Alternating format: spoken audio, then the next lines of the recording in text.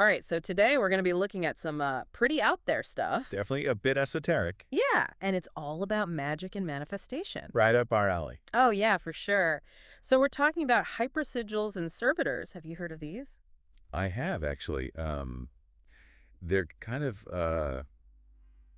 well, I guess the easiest way to describe them is like tools for shaping reality. Okay, shaping reality. Yeah, through, I guess you could say like focused intention and storytelling. Ooh, storytelling. That's interesting. Yeah, it gets pretty wild. Okay, so where are we getting all this information from? Well, the main source for this deep dive is this YouTube video by a guy called Dubious Monk. Dubious Monk. Yeah, pretty fitting name, right? Kind of makes you wonder if he's serious or not. Right, but he claims to have actually used these techniques himself and seen results. Okay, so he's putting it out there that this stuff actually works. Yeah, he even goes into detail about how he embeds these things like hypersigils into his own creative work. Whoa, hold on. So he's saying like his books and his music are like magical artifacts. Essentially, yeah. He believes that the act of creation itself can be a form of manifestation. Okay, so how does that even work? Well, I guess we'll have to dive into the specifics, but basically he says that by imbuing your creative work with intention and specific instructions, you can kind of program it to achieve certain goals. This is already blowing my mind and we're just getting started. Just wait till we get to the servitors. Servitors, what are those? Think of them as like thought forms or psychological complexes created for a specific purpose. So like little spirit helpers that you create in your mind? You could say that, yeah, he claims to give them names, attributes, even visualizes their appearance. So it's like having imaginary friends, but with a purpose. Kinda. But the purpose can be anything from mundane tasks to, like, ambitious goals. Okay, so let's break this down a bit, starting with hypersigils. What exactly are they? Well, imagine writing a story where you are the main character. And this story isn't just for entertainment. It's a blueprint for achieving your wildest dreams. Okay, so it's like a story with a magical purpose. Exactly. You're crafting a detailed narrative where your character goes through the steps and experiences that lead to that goal. So instead of just visualizing a goal, you're writing a whole story about it. Right. And by immersing yourself in this narrative, you're essentially programming your subconscious mind to believe it's already happening. That's actually pretty interesting. I can see how that could be powerful. Yeah, and Dubious Monk claims that his own fantasy novel acted as a hypersigil, helped him achieve certain goals in his life. So he's saying his book is like a magical spell book. In a way, yeah. He even suggests that sharing this story with an audience can amplify the manifestation process. So the more people engage with your hypersigil story, the more energy it gathers. That's what he claims, though. It's worth considering if the act of creation itself, the focus and intention you pour into writing the story, might be the real driving force. That's a good point. But what about people who aren't novelists? How would someone create a hypersigil if they're not writing a whole book? Well, it doesn't have to be a published novel. It could be a short story, a song, even a comic strip.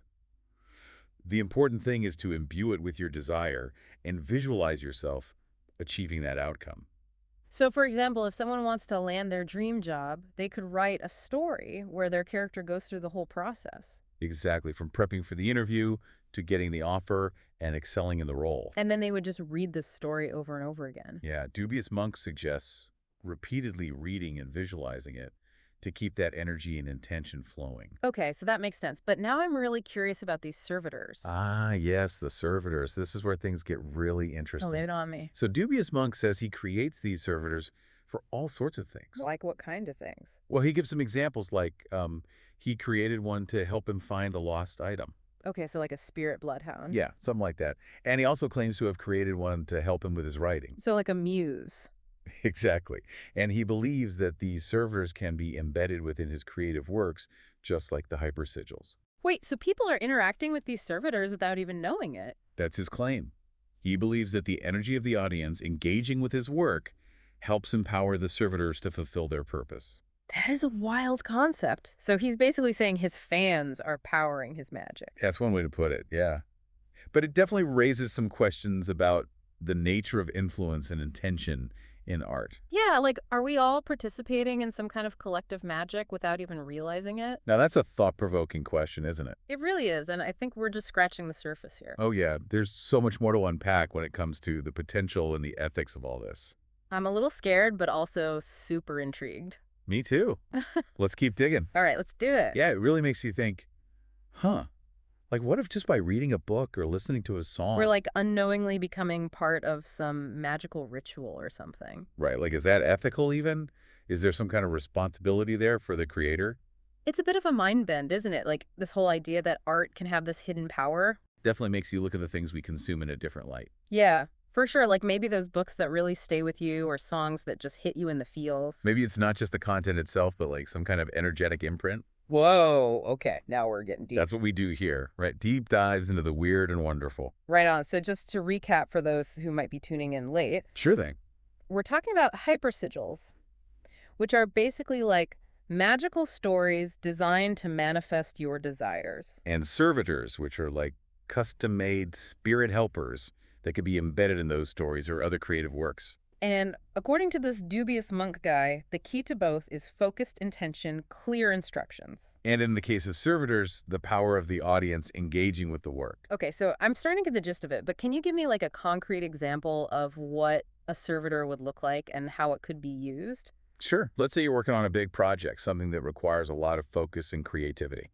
Okay, I can relate to that. You could create a servitor specifically for that purpose, like to help you stay on track, eliminate distractions, boost your creative flow. Okay, that sounds pretty useful, but how would I actually go about creating this servitor?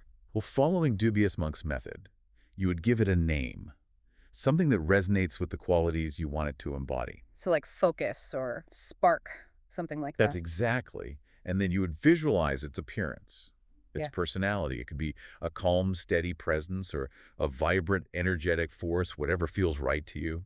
And then I guess you would give it specific instructions for what you want it to do. Right, you might tell it, help me stay focused on my project, keep distractions at bay, and bring forth my most creative ideas. So basically you're programming it like a computer. In a way, yes, but using the power of your mind and intention. Okay, so I've created this servitor, I've given it a name and instructions now. What? Well, Dubious Monk talks about integrating them into his creative work, but for someone who's not an artist, it might be more about visualizing the servitor accompany you throughout your day, supporting you in your endeavors. So it's like having an imaginary friend, but with a specific job to do. You could say that, and while it might seem strange at first, there's actually a long history of people working with thought forms and spirit helpers in different cultures. That's true, I've heard about that. It makes you wonder if there's more to our minds than we realize. Yeah, for sure. But even if you're skeptical about the magical aspect of all this, wouldn't the process itself be beneficial in a way? Oh, absolutely. Even if you approach it purely psychologically, the act of setting clear intentions, defining your goals, and visualizing their achievement, that can be incredibly powerful. Right. It's like giving your subconscious mind a clear roadmap. Exactly. And by regularly visualizing the servitor assisting you, you might find yourself making choices, taking actions that align with your goals, even without consciously thinking about it. It's like you're setting yourself up for success on autopilot. Kinda. But of course, this whole thing with creating servitors, giving them powers, it does bring up some ethical considerations. Yeah, for sure. Like, what if these things actually work and we're messing with forces we don't understand? That's a valid concern. Dubious Monk himself acknowledges that he emphasizes the need for caution and discernment. So we shouldn't just go around creating servitors willy-nilly. Probably not. He suggests that they should be treated with respect, given clear boundaries, never used for harmful or manipulative purposes. That's like with any powerful tool, right? It can be used for good or for evil. Exactly. It all comes down to intention. Okay, so we're not advocating for everyone to run out and start creating servitors? Definitely not. Yeah. But it's interesting to explore these concepts, to think about the possibilities, even if you don't fully buy into them. And who knows, maybe there's more to this reality than we currently understand. Maybe we all have the potential to tap into these hidden forces. That's a pretty exciting thought. It is, and a little bit scary. Yep, just a tad, but mostly exciting. I'm ready to learn more. Me too. Let's see what else this dubious monk has to say. Yeah, it's like maybe we have more power to shape our reality than we realize. Right, and maybe by tapping into these kind of unconventional methods. We can unlock that potential. Yeah, for sure. And, even if you're not totally convinced about the whole magic thing.